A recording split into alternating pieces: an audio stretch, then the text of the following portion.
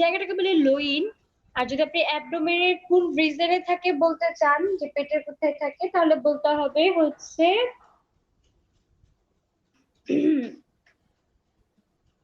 Lumber region. দুইটা kidney দুইটা lumbar রিজনে থাকে। Right kidney right lumbar region, left kidney left lumbar রিজনে থাকে। আর মানে এটা কোথায়? পেছন দিকে, অ্যাবডোমেনের পেছন দিকে, সামনে থাকে না কিন্তু কিডনি। কিডনির কাজ হচ্ছে ইউরিন তৈরি করলো, মানে সেই ইউরিন তার কিডনিতে সারা বছর থেকে যাবে না। কত ইউরিন তৈরি হচ্ছে, বারবার বারবার তৈরি হচ্ছে, এখন এগুলো তো আর কিডনিতে সবসময় থেকে যাবে না, তাহলে এটাকে বের করে দিতে হবে।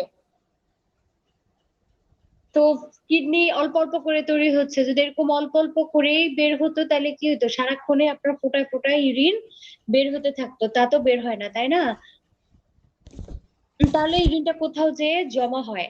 এই ইউরিনটা কোথায় জমা হয়? ইউরিনটা জমা হয় হচ্ছে ইউরিনারি ব্লাডারে। তাহলে ইউরিনারি ব্লাডারের, এটা কিন্তু গল ব্লাডার না, ইউরিনারি ব্লাডার। ইউরিনারি ব্লাডারের কাজ হচ্ছে টেম্পোরারি রিজার্ভিয়ার অফ ইউরিন, তাহলে ও টেম্পোরারি ভাবে ইউরিনটাকে জমা রাখে। আচ্ছা, এখন এই যে কিডনি থেকে ইউরিনারি ব্লাডারে ইউরিনটা আসবে, ইউরিনের তো হাত পা নাই, ইউরিন তো লাফ দিয়ে আসতে পারবে না, তাহলে একটা জায়গা দিয়ে তাকে আসতে হবে, একটা নলের মধ্যে দিয়ে আসবে। এই নলটার নাম কি? নলটার নাম হচ্ছে ইউরেটার।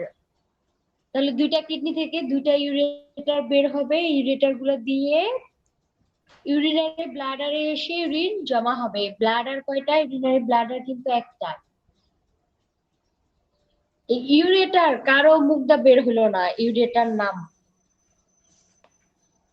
তাহলে ব্লাডারে এসে জমা হলো। এখন ব্লাডারে 400 ml পর্যন্ত জমা থাকতে পারে ইউরিন। যখন দেখা যায় যে ইউরিন 350-এর বেশি হলে আর আসা শুরু হয়, হ্যাঁ, মানে প্রস্রাবের বেগ আসে। এই পার্সেন্টেজ দিছেন? না ম্যাম, দিচ্ছি এখন। প্রত্যেকদিন আপনাদের বলতে হয় কেন?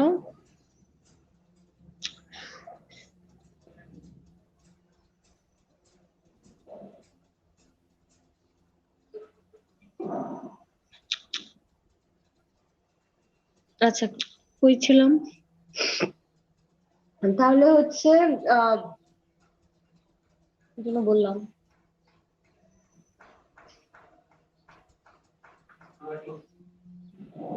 আসেন। কি অ্যালার্জির সমস্যা দেখা দিচ্ছে। অ্যালার্জির সমস্যা আগে ছিল আপনার? আগে ছিল, গতবার ছিল, তারপর মানে সেরে গেছে না একেবারে সম্পূর্ণ। অ্যালার্জি কখনোই সারে না। মানে আরো ছিল না, পাশে গেছি করে আর ছিল না। হ্যাঁ, তাহলে এখানে হোস্টেলে আসছে, হয়তো আপনার ধুলাবালিতে অ্যালার্জি হয়, ওটার জন্য অ্যালার্জি হচ্ছে। মানে বেড়ে গেছে, মানে জায়গা মানে অনেক জায়গায় লাল হয়ে যাচ্ছে। আর দ্বিতীয়ত আমি যে মানে রিটেন এক্সামের সময় একটা পায়ে বাম পায়ে এখানে একটা পুরো হচ্ছে, মানে ওখানে হাঁটতেও পারি নাই। পরে হচ্ছে ইমিডিয়েটলি এখন কি করবো, পুরোটা নতুনই হয়ে যায়, কেটে যায়। তারপরে একটা মানে সিলিন্ডার গালায় দিয়ে তারপরে 3 দিনের অ্যান্টিবায়োটিক খাইছিলাম সে পর্যন্ত। ব্যথার জন্য ওষুধ খাইছিলাম, আর বায়োডিন দিতে দিতে সেরে গেছে, এখন শুকিয়ে গেছে।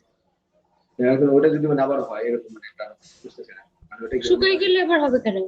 মানে অ্যালার্জির কারণে, মানে এটার সাথে কিন্তু আমার চোখে অনেক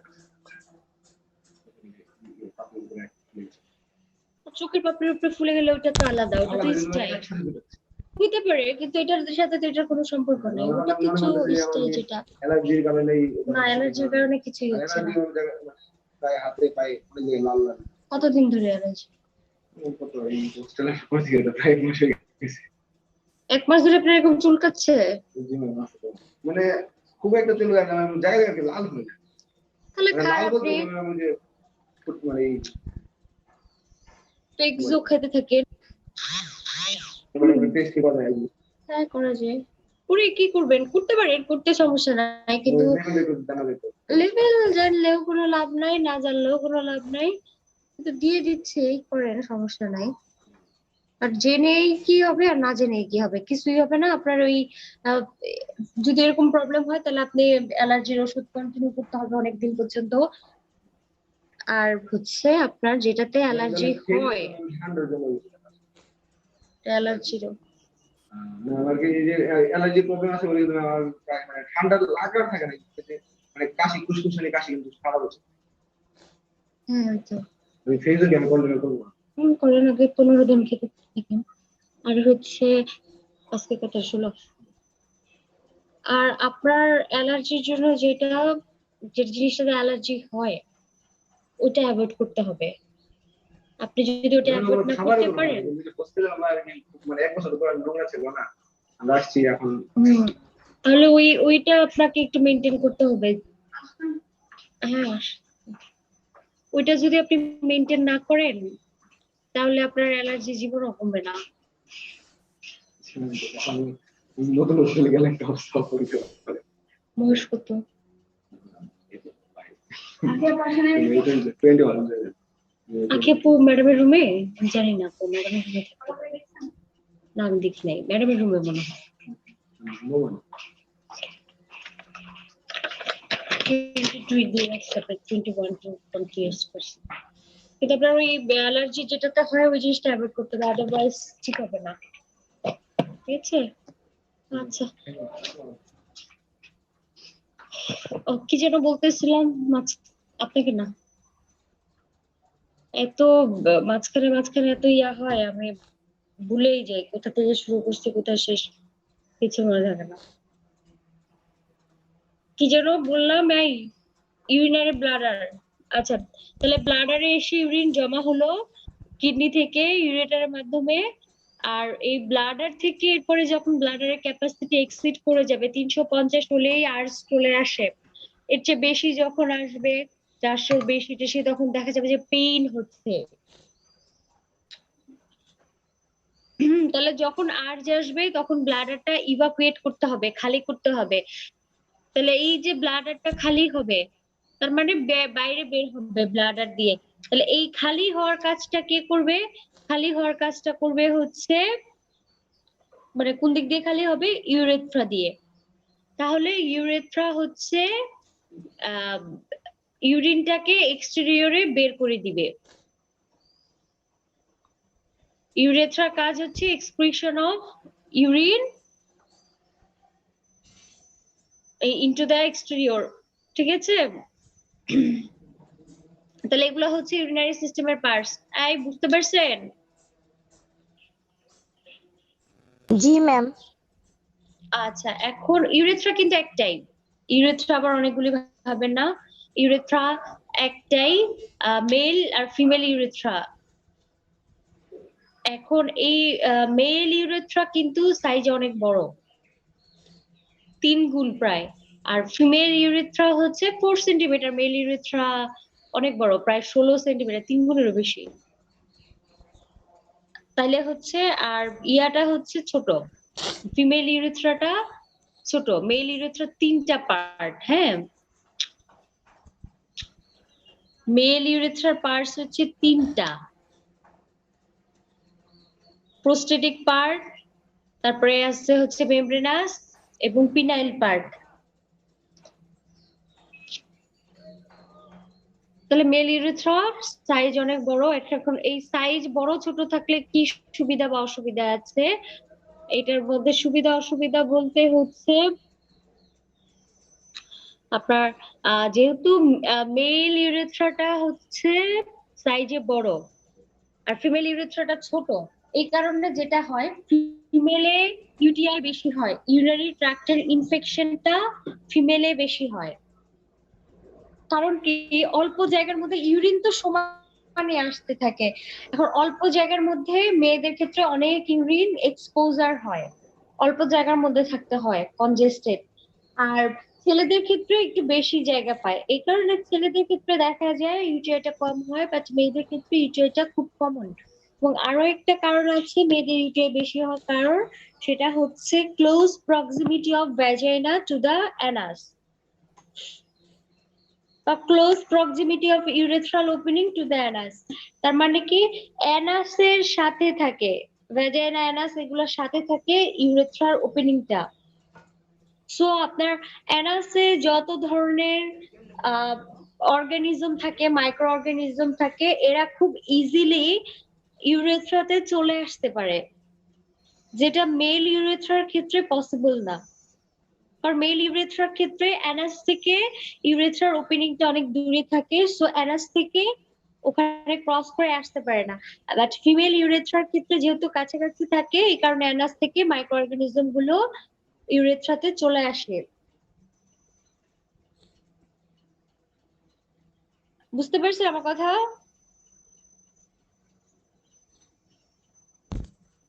জি ম্যাম। জি ম্যাম। সো এই কারণে ছেলেদের থেকে মেয়েদের ইউটিআই কমন। এখন ইউটিআই হলে আপনি এগুলা আপনাকে অত জিজ্ঞাসা করবেন, আমি এমনি আপনাদের জানার জন্য বলতেছি। জানার জন্য বলতে আপনার নিজেরই লাগতে পারে, কারণ আপনাদেরই দেখা যাবে 70% মেয়েরই ইউটিআই আছে। এটাতে কি হয়, ইউটিআই তে হচ্ছে ইচিং হতে পারে, চুলকানি হতে পারে, তারপরে হচ্ছে বার্নিং সেন্সেশন হয় মিকচুরেশনের সময়। মিকচুরেশন মানে প্রস্রাব করা, তাহলে মিকচুরেশনের সময় একটা জ্বালা পোড়া হয়, বার্নিং সেন্সেশন হয়। আর কি হতে পারে, পেইন হতে পারে, ইউরেথ্রাতে পেইন হতে পারে, মানে ইউরেথ্রা ওপেনিংটাতে ওখানে পেইন হতে পারে, অথবা হচ্ছে পেলভিসে পেইন, পেলভিক রিজনটাতে বা সুপ্রাপিউবিক এরিয়াতে পেইন হতে পারে। অনেক সময় ফোটায় ফোটায় জিবলিং হয় আর কি, ইউরিনটা ফোটায় ফোটায় পড়তে থাকে। তাহলে এগুলো হচ্ছে ইউটিআই এর সিমটম। ইউটিআই কনফার্ম করার জন্য ইউরিন একটা এক্সামিনেশন করলে, মাইক্রোস্কোপিক ইউরিন এক্সামিনেশন করলে ইউটিআই কনফার্ম করা যায়। আর ইউটিআই এর ট্রিটমেন্ট বলতে অ্যান্টিবায়োটিক খাওয়া অবশ্যই ট্রিটমেন্ট, বাট ব্যাপার হচ্ছে আপনি যতই অ্যান্টিবায়োটিক খান, যদি আপনি বেসিক কিছু অ্যাডভাইস মেনটেন না করেন, মেনে না চলেন, আপনার ইউটিআই কোনোদিনও ভালো হবে না।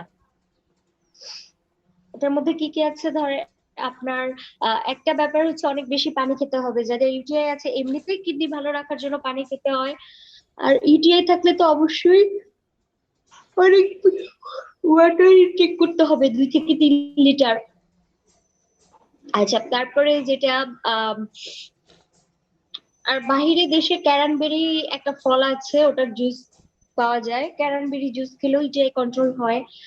আরো আর বেসিক ব্যাপার হচ্ছে ইউটিআই ডাবল বয়েডিং করতে হয় ইউটিআই পেশেন্টদের, বিফোর বেড ডাবল বয়েডিং করতে হয়। তাহলে ঘুমানোর আগে আপনাকে 2বার বয়েড করতে হবে।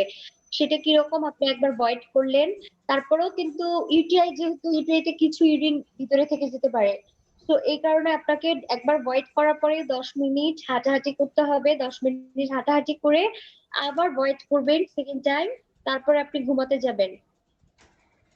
ঘুম থেকে উঠলে দেখা যায় ইউটিআইটা বেশ নিয়ে থাকে, কারণ ইউরিনটা সারা রাত জমা হতে থাকে, স্ট্যাসিস থাকে, যত বেশি ইউরিন জমা থাকবে তত আপনার ইউটিআই এর টেন্ডেন্সি বাড়বে।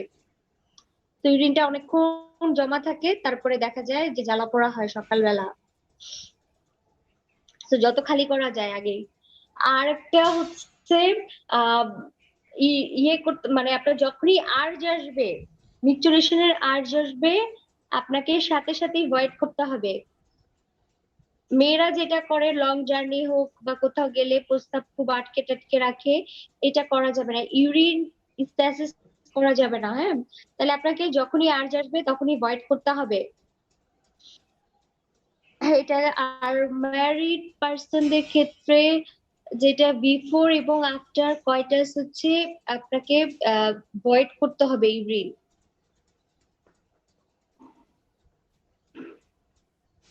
বিফোর আফটার কয়টাস অবশ্যই ইউরিন ভয়েড করতে হবে ম্যারিডদের ক্ষেত্রে। আর হচ্ছে আহ মিনস্ট্রুয়েশনের সময় যে স্যানিটারি ন্যাপকিন ইউজ করবে, সেটা হচ্ছে 4 থেকে 6 ঘন্টা ম্যাক্সিমাম, এর বেশি রাখা যাবে না একটা স্যানিটারি ন্যাপকিন, ওটা চেঞ্জ করতে হবে ফ্রিকোয়েন্টলি।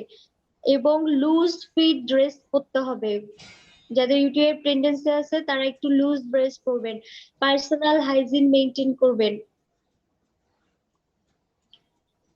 বুঝতে পারছেন?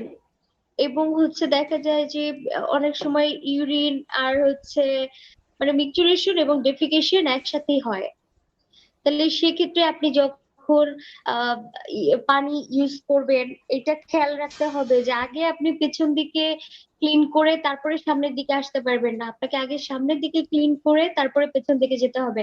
আদারওয়াইজ কি হবে, ওই যে অ্যানাস থেকে মাইক্রো অর্গানিজম ইউরেথ্রাতে চলে আসবে যদি আপনি পেছন থেকে সামনের দিকে আসেন।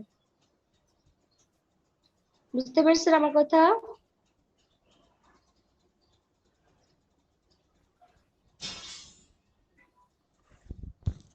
আমার কথা কি বুঝতে পারছেন?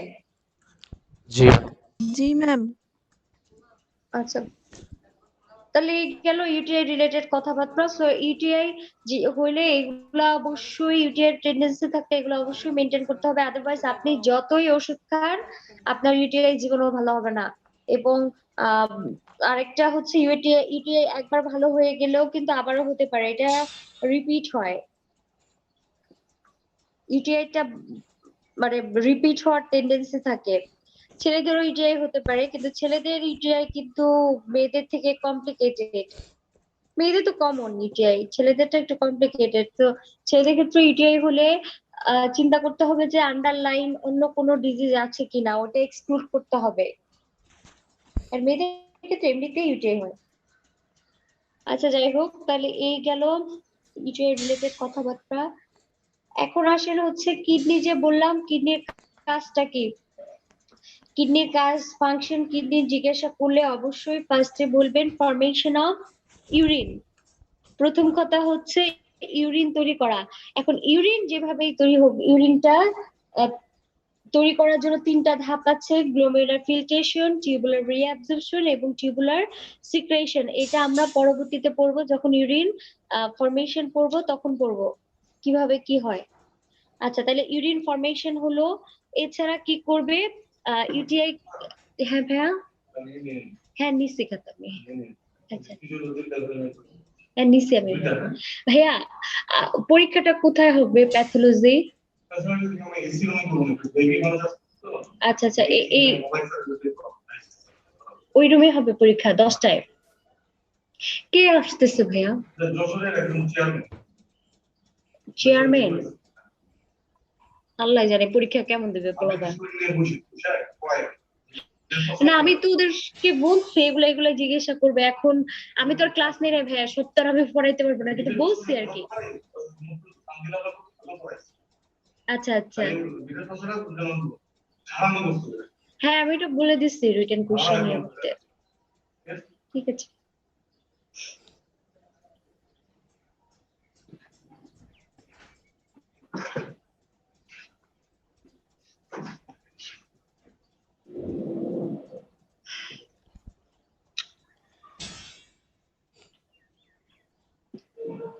কি যেন বলতেছিলাম, ইউরিনের সরি কিডনির কাজ। তাহলে কিডনির কাজ হচ্ছে প্রথমে কি বলবেন, ফরমেশন অফ ইউরিন। তারপরে যেটা বলবেন যে এক্সক্রিটরি ফাংশন আছে কিডনি, যেসব মেটাবলিজমের ফলে যেসব ওয়াস্ট প্রোডাক্ট গুলো তৈরি হয়, তাহলে metabolic waste product, urea, creatinine, এগুলা সবকিছু ড্রাগ। কিছু ওষুধও কিন্তু আপনার কিডনি দিয়ে এক্সক্রিশন হয়, কারণ ওষুধের যখন আমাদের কাজ শেষ হয়ে যায়, আমরা যখন ওষুধ খাই কাজ শেষ হয়ে গেলে সেই ওষুধের কিন্তু আহ ওষুধ কিন্তু আমাদের বডিতে থেকে যায় না, ওটা ইলিমিনেশন হয়ে যায়, বের হয়ে যায় বডি থেকে। তাহলে এই যে বের হয় এক একটা ওষুধ এক একটা রুট দিয়ে বের হয়। কিছু ওষুধ হয়তো লিভার দিয়ে যাচ্ছে, লিভার দিয়ে স্টুল দিয়ে বের হয়ে যাচ্ছে। কিছু ওষুধ আপনার কিডনি দিয়ে বের হয়, মানে এক একটা ওষুধের রুট এক একটা। তাহলে এই ড্রাগও কিডনি দিয়ে বের হতে পারে। এটা গেলে এক্সক্রিটরি ফাংশন। এছাড়া আছে কিছু জিনিস ব্যালেন্স করে, ভারসাম্য রক্ষা করে। সেটার মধ্যে কি আছে, অ্যাসিড বেস ব্যালেন্স, মানে পিএইচ মেনটেন করে। অ্যাসিড বেস যে ব্যালেন্স করবে, এই অ্যাসিড বেস ব্যালেন্স করে ফসফেট বাফার, বাইকার্বনেট বাফারের মাধ্যমে। এখন কথা হচ্ছে কারা কারা অ্যাসিড বেস ব্যালেন্স করে। আপনারা আল্লাহ দুনিয়াতে যত কিছুর ফাংশন আছে সব জায়গায় লিখে দেন অ্যাসিড বেস ব্যালেন্স। সব কিছু তো অ্যাসিড বেস ব্যালেন্স করে না। এই অ্যাসিড বেস ব্যালেন্স করে মনে রাখবেন, কিডনি করে, লাংস করে এবং ব্লাড করে। এই তিনটা অর্গান অ্যাসিড, মানে তিনটা যে জায়গায় অ্যাসিড বেস ব্যালেন্স হয়, কিডনি, লাংস এবং ব্লাডের কিসের কাজ অ্যাসিড বেস ব্যালেন্স করা? ব্লাডের হিমোগ্লোবিনের কাজ। হ্যাঁ, ব্লাডের হিমোগ্লোবিন এবং আপনার প্লাজমা প্রোটিন, তাহলে এই দুইটা জিনিস হচ্ছে অ্যাসিড বেস ব্যালেন্স করবে। আর কে লাংস এবং কিডনি, তাহলে এই কয় জায়গায় শুধু অ্যাসিড বেস ব্যালেন্স লিখবেন, আপনারা সব জায়গায় অ্যাসিড বেস ব্যালেন্স লিখে দেন। তাহলে অ্যাসিড বেস ব্যালেন্স করলো, আর কি করবে? ওয়াটার এবং ইলেকট্রোলাইট ব্যালেন্স করবে, ওয়াটার এবং ইলেকট্রোলাইট ব্যালেন্স করবে। তাহলে acid base balance, water and electrolyte balance. এছাড়া কি করবে?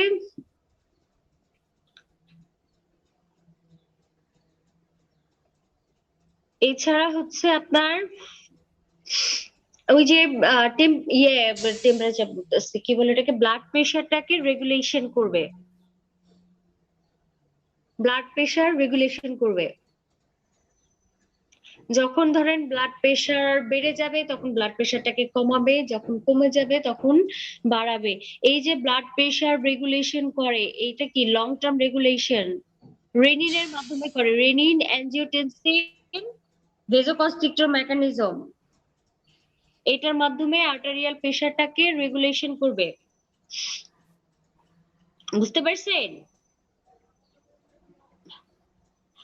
আচ্ছা, তারপরে যেটা আর কিডনিতে কিছু হরমোন তৈরি হয়, কিছু হরমোন সিক্রেশন হবে, মেটাবলিজম এক্সপ্রেশন হয়। এই যে কিডনির হরমোনগুলা, কিডনিতে যে হরমোনগুলা তৈরি হয় তারা হচ্ছে 125 ডাইহাইড্রোক্সি কোলিক্যালসিফেরল, তারপরে আছে রেনিন এবং ইরাইথ্রোপয়েটিন। তাহলে এই তিনটা হরমোন কিডনি থেকে তৈরি হয়। এখন রেনিন যে হরমোনটা, এটা তো একটু আগেই বললাম, ব্লাড প্রেশারটাকে রেগুলেশন করে। আর ইরাইথ্রোপয়েটিন, যেটা নামেই বোঝা যাচ্ছে, এটা আপনার আগেও পড়ছেন, ইরাইথ্রোপয়েটিনের কাজ কি? ইরাইথ্রোসাইট প্রোডাকশন, আরবিসি তৈরি করবে। যখন হাইপোক্সিয়া হয় বডিতে, অক্সিজেন কমে যায়, তখন অক্সিজেন ক্যারি করার জন্য আরবিসি দরকার হয়। অক্সিজেন কমে গেলে, হাইপোক্সিয়া হলে, তখন কি করবে? কিডনিতে সিগন্যাল দিবে যে আমার ব্লাড তৈরি করতে হবে, আরবিসি তৈরি করতে হবে।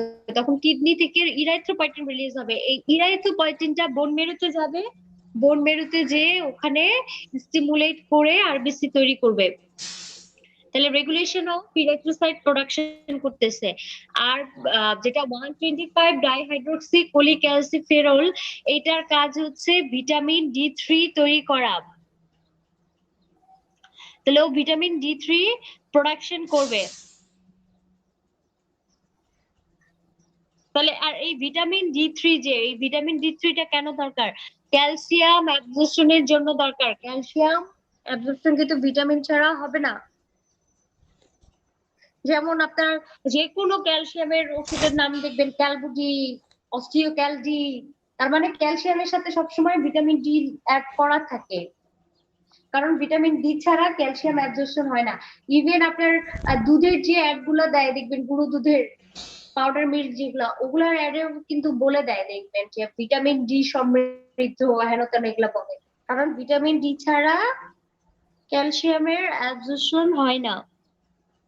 তাহলে ক্যালসিয়াম অ্যাবজর্পশন, রিঅ্যাবজর্পশন যেটাই বলেন, ভিটামিন ডি ছাড়া হবে না। তাহলে এটা গেল। আর এছাড়া এখানে কিছু মেটাবলিজম হয়, সেই মেটাবলিজমটা কি কি হয়? ট্রান্সঅ্যামাইনেশন হয় এবং অক্সিডেটিভ ডিঅ্যামাইনেশন হয় প্রোটিনের, এবং গ্লুকোনিওজেনেসিস হয়। তাহলে গ্লুকোজ প্রোডাকশনও হচ্ছে, এগুলা হচ্ছে কিডনির কাজ। তাহলে গ্লুকোজ সিনথেসিসও করতেছে কিডনি অ্যামাইনো অ্যাসিড থেকে। তাহলে এগুলা হচ্ছে কিডনির ফাংশন। তাই বুঝতে পারছেন?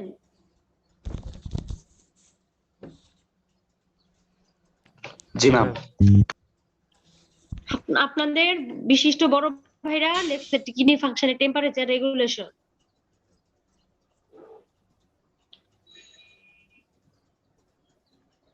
আচ্ছা, তাহলে হরমোন, কিডনির হরমোন গুলা গেল।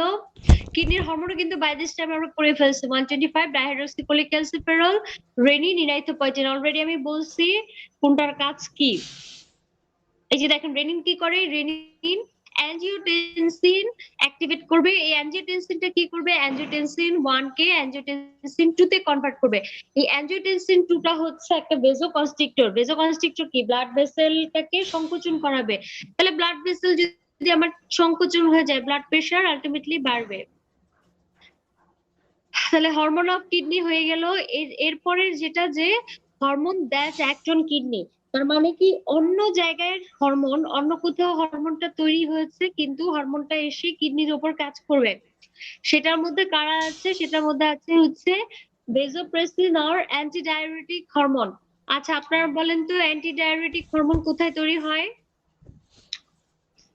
অ্যান্টিডাইউরেটিক হরমোনটা সোর্স কি, কোথায় তৈরি হয়? আসসালামু আলাইকুম স্যার। জি স্যার, ভালো। Pituitary gland. জি স্যার, পোস্টেরিয়র পিটুইটারি গ্ল্যান্ডে তৈরি হবে, হ্যাঁ, অ্যান্টিডাইউরেটিক হরমোন। তারপরে অ্যালডোস্টেরন, অ্যালডোস্টেরন কোথায় তৈরি হয়?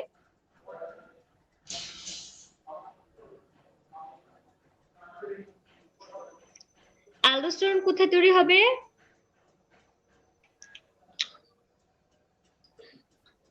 Adrenal gland. অ্যাড্রেনাল গ্ল্যান্ড, ঠিক আছে। আর অ্যাড্রেনাল কর্টেক্স আর কি, অ্যাড্রেনাল তো দুটো, মেডুলা কর্টেক্স, কর্টেক্সে তৈরি হয় অ্যালডোস্টেরন। প্যারাথাইরয়েড, নামেই বোঝা যাচ্ছে প্যারাথাইরয়েড গ্ল্যান্ডেই তৈরি হবে। ক্যালসিটোনিন, ক্যালসিটোনিনটা কোথায় তৈরি হয়? থাইরয়েডে। আর অ্যাট্রিয়াল নাট্রিউরেটিক পেপটাইড বা এএনপি, এএনপি কোথায় তৈরি হয়? এএনপি তৈরি হয় হচ্ছে হার্টে। তাহলে তো ও তৈরি হচ্ছে হার্টে কিন্তু এসে কাজ করতেছে কিডনিতে। বুঝতে পারলেন? জি ম্যাম। আচ্ছা তাহলে আমাদের কিডনির ফাংশন হলো, এগুলা হলো। এরপরে যেটা আমরা পড়বো সেটা হচ্ছে নেফ্রন পড়বো। আচ্ছা আপনারা বলেন দেখি, নেফ্রন তো আপনাদের জানার কথা, নেফ্রন জিনিসটা কি? ম্যাম কিডনির একক। একক এইভাবে তো বলবো না আমরা, আমরা সেল যেভাবে বলছি ওভাবে বলবো যে it is the structural and functional unit of kidney. তাহলে স্ট্রাকচারাল এন্ড ফাংশনাল দুটা কথাই কিন্তু বলতে হবে, সব জায়গায় বলি ইউনিট বললে স্ট্রাকচারাল এন্ড ফাংশনাল কথাটা অবশ্যই বলতে হবে। তাহলে এটা গেল নেফ্রন। আর নেফ্রনের মধ্যে কি কি আছে, নেফ্রনের ছবিটা আঁকা অবশ্যই শিখতে হবে। তাহলে নেফ্রনের মধ্যে কি থাকে? কিছু থাকে রেনাল কর্পাসল, আর থাকে রেনাল টিউবুল। টিউব থাকে আর কর্পাসল মানে সেল থাকে। এখন রেনাল কর্পাসলের মধ্যে কি কি আছে? গ্লোমেরুলাস এবং বোমেন্স ক্যাপসুল। এই যে ছাকনিটা, যেখানে ব্লাডটা তো ছাকন করতেছে তাই না, কিডনিতে ব্লাড ছাকে, তাহলে এই যে ছাকনিটা, এই ছাকনিটার নাম হচ্ছে গ্লোমেরুলাস। আর ছাকনিটার যে জায়গাটাতে বসানো থাকে সেটা হচ্ছে বোমেন্স ক্যাপসুল। তাহলে এই দুটো হচ্ছে রেনাল কর্পাসল। আর রেনাল টিউবুলের মধ্যে যেটা আছে, টিউব নালিকা আর কি, রেনাল টিউবুলের মধ্যে গ্লোমেরুলাসের কাছে যেটা থাকবে সেটা হচ্ছে প্রক্সিমাল কনভুলেটেড টিউবুল। প্রক্সিমাল মানে কি? যেটা কাছে। আর কনভুলেটেড হচ্ছে প্যাঁচানো, নালীগুলো দেখেন প্যাঁচানো প্যাঁচানো, তাহলে প্রক্সিমাল কনভুলেটেড টিউবুল। এরপরে কি আছে? এই যে লুপের মতো, লুপ তো বুঝেন তাই না? তাহলে এই যে লুপটা, এই লুপটাকে বলে লুপ অফ হেনলি। দেখেন লুপের মধ্যে কিন্তু একটা লুপ নামতেছে একটা লুপ উঠতেছে। যেটা নামতেছে সেটা হচ্ছে ডিসেন্ডিং, ডিসেন্ড মানে নামা, তাহলে descending limb of loop of Henle, limb মানে বাহু, ডিসেন্ডিং লুপ অফ হেনলি। আর যেটা উঠতেছে সেটা হচ্ছে অ্যাসেন্ডিং লুপ অফ হেনলি।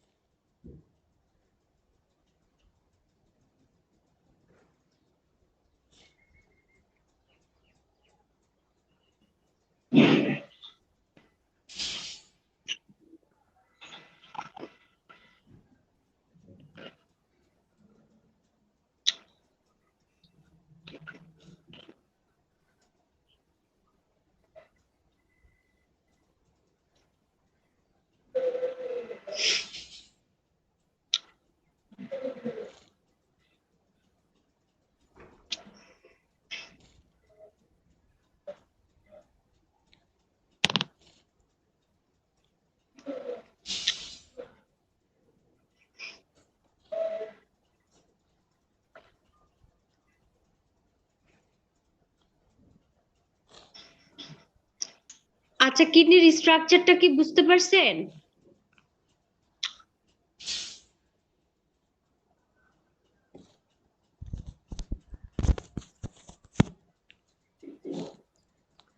কি জি ম্যাম। জিজ্ঞাসা করলাম? কিডনি। হ্যাঁ। আচ্ছা, তাহলে কিডনির ছবিটা আঁকা শিখেন কিন্তু। আচ্ছা, আরেকটা জিনিস যেটা কিডনিতে দেখেন, গ্লোমেরুলাসে একটা আর্টারি ঢুকছে আর একটা বের হইছে।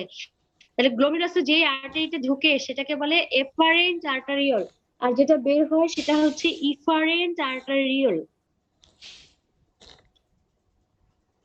বুঝতে পারছেন? যেটা ঢুকবে এফারেন্ট, যেটা বের হবে ইফারেন্ট আর্টারিওল। তাহলে এইটা গেল হচ্ছে নেফ্রনের স্ট্রাকচার। এই যে কালেক্টিং ডাক্টে এসে যে ফ্লুইডটা লাস্ট পর্যন্ত জমা হয়, এই ফ্লুইডটাই কিন্তু ইউরিন হিসেবে বের হয়। কালেক্টিং ডাক্ট দিয়ে ইউরেটারে যায়, ইউরেটার দিয়ে তারপরে বের হয়। হ্যাঁ।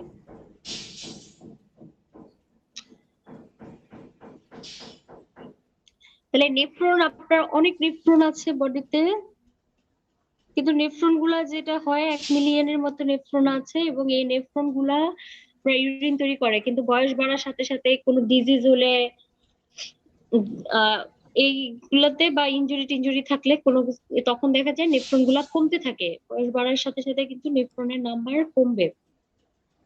আচ্ছা, এখন নেফ্রনের কাজ কি? নেফ্রনের কাজ হচ্ছে ইউরিন তৈরি করে, ফর্মেশন অফ ইউরিন। কিভাবে তৈরি করে? 3টা ধাপ আছে ইউরিন তৈরির, আগেও বলছি। গ্লোমেরুলার ফিল্ট্রেশন, টিউবুলার রিঅ্যাবজর্পশন এবং টিউবুলার সিক্রেশন। এগুলোর বর্ণনা আমরা পরবর্তীতে পড়ব। আচ্ছা, এখন নেফ্রন কত ধরনের আছে? নেফ্রনটা হচ্ছে 2 ধরনের আছে, কর্টিক্যাল নেফ্রন এবং জাস্টা গ্লোমেরুলার নেফ্রন। কর্টিক্যাল নেফ্রন আরেকটা কি? জাস্টা গ্লোমেরুলার নেফ্রন। নেফ্রনে কিন্তু সব করতে হবে। নেফ্রন কাকে বলে? নেফ্রনের ছবি আঁকা, নেফ্রনের টাইপ কি, নেফ্রনের স্ট্রাকচার, নেফ্রনের ফাংশন, নেফ্রন থেকে সব করতে হবে। ভাইবা, রিটেন সবকিছুর জন্য নেফ্রন খুব কমন। আচ্ছা, এখন তাহলে নেফ্রন 2 ধরনের, কর্টিক্যাল এবং জাক্সটা গ্লোমেরুলার নেফ্রন। কর্টিক্যাল নেফ্রন মানে হচ্ছে যেই নেফ্রনের গ্লোমেরুলাসটা কর্টেক্সে থাকবে। এখন কথা আসতে পারে, তাহলে কর্টেক্স আর মেডুলা কি? কর্টেক্স আর মেডুলা হচ্ছে যখন আপনি কিডনিটাকে মাইক্রোস্কোপের নিচে দেখবেন, কিডনি দিয়ে স্লাইড বানাবেন, বানায়া সেটাকে মাইক্রোস্কোপের নিচে দেখবেন। এই হিস্টোলজিক্যালি কিডনি হচ্ছে 2টা ভাগে ভাগ করা হয়, 2টা জোনে ভাগ করা হয়, আউটার কর্টেক্স, ইনার মেডুলা। বাইরের দিকের অংশটাকে কর্টেক্স বলে, ভিতরের দিকের অংশটাকে মেডুলা বলে। বাইরের অংশটা দেখতে হচ্ছে বেশি লাল, কারণ ওখানে ব্লাড সাপ্লাই বেশি থাকে। তাহলে এই যে লাল অংশটা, ওটা হচ্ছে কর্টেক্স। বাইরের লাল অংশটাকে কর্টেক্স বলে, আর ভিতরের যে ফ্যাকাশে অংশটা থাকে সেটাকে বলে মেডুলা।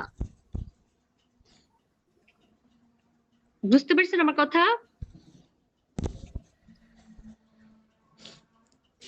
জি ম্যাম। আচ্ছা, এখন কিন্তু তাহলে কি বলতে, কর্টিক্যাল নেফ্রনটা কি জিনিস? কর্টিক্যাল নেফ্রন হচ্ছে যেই নেফ্রনের গ্লোমেরুলাসটা কর্টেক্সে থাকে। কর্টেক্সে যে নেফ্রনের গ্লোমেরুলাস পাবেন সেটাকে বলে কর্টিক্যাল নেফ্রন। আর জাক্সটা গ্লোমেরুলার নেফ্রন হচ্ছে যেই নেফ্রনের গ্লোমেরুলাসটা মেডুলাতে পাবেন, মেডুলার কাছাকাছি অথবা মেডুলাতে পাবেন, সেটাকে বলে জাক্সটা গ্লোমেরুলার নেফ্রন। বুঝতে পারছেন আমার কথা? জি ম্যাম। আচ্ছা, কর্টিক্যাল নেফ্রন হচ্ছে 85% আর জাক্সটাগ্লোমেরুলার নেফ্রন 15% বডির।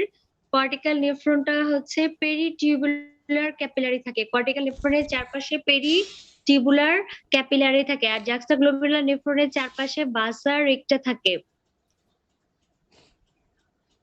আর কর্টিক্যাল নেফ্রনের লুপ অফ হেনলিটা হচ্ছে শর্ট, ছোট, আর জাক্সাগ্লোমেরুলার নেফ্রনের লুপ অফ হেনলিটা হচ্ছে বড়।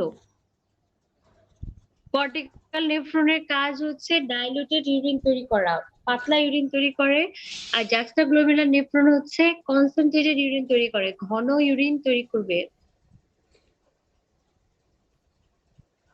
পাতলা ইউরিন মানে কি? যেটার মধ্যে পানি বেশি থাকবে কিন্তু ইলেকট্রোলাইট কম থাকবে, সেটা হচ্ছে পাতলা ইউরিন। আর ঘন ইউরিন হচ্ছে যেটাতে পানি কম, ইলেকট্রোলাইট বেশি।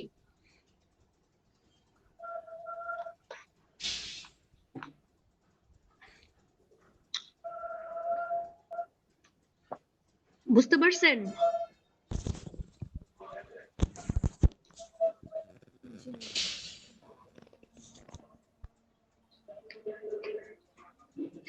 আচ্ছা, এরপরে যেগুলো আছে জিএফআর আর কি আসছে, urine formation, urinal function test, juxtaglomerular apparatus, এগুলো আমরা হচ্ছে নেক্সট ক্লাসে পড়বো। হ্যাঁ, আজকে নেফ্রন পর্যন্তই থাকুক।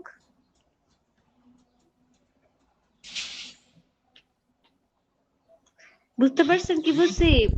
জি ম্যাম, ঠিক আছে। ম্যাম আচ্ছা, ঠিক আছে, বলেন।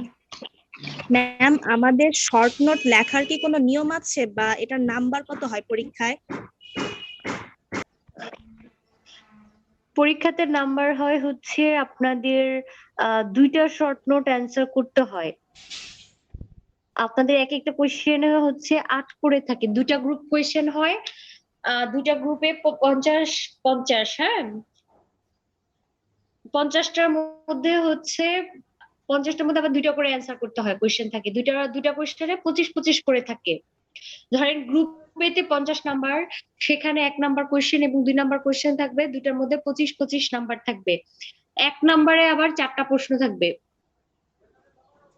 2 নাম্বারে আবার 4টার মধ্যে 3টা করে অ্যান্সার করতে হবে। তাহলে একের যে তিনটাতে নাম্বার কত? 25। তাহলে এক একটাতে নাম্বার হচ্ছে 8 করে। বুঝতে পারছে? তাহলে শর্ট নোট 2টা আপনাকে অ্যান্সার করতে হবে, তাহলে 2টার জন্য নাম্বার কত? 8। তাহলে একটা শর্ট নোট কত? 4। বুঝলেন? আপনারা বড় ভাইদের কাছ থেকে কোশ্চেন কালেক্ট করে নিয়েন। ওদের তো পরীক্ষা হয়ে গেছে, কোশ্চেন কালেক্ট করে নিন। ধন্যবাদ ম্যাম। আচ্ছা, আর এটা লেখার কোনো নিয়ম নাই।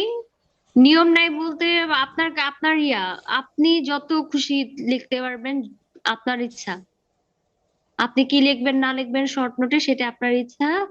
তবে শর্ট নোটে হচ্ছে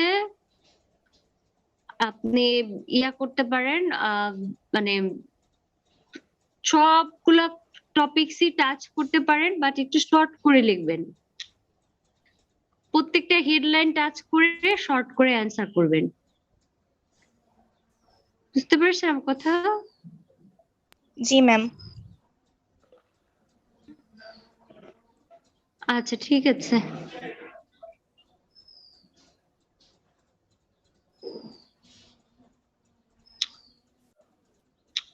তাহলে থাকেন। ম্যাম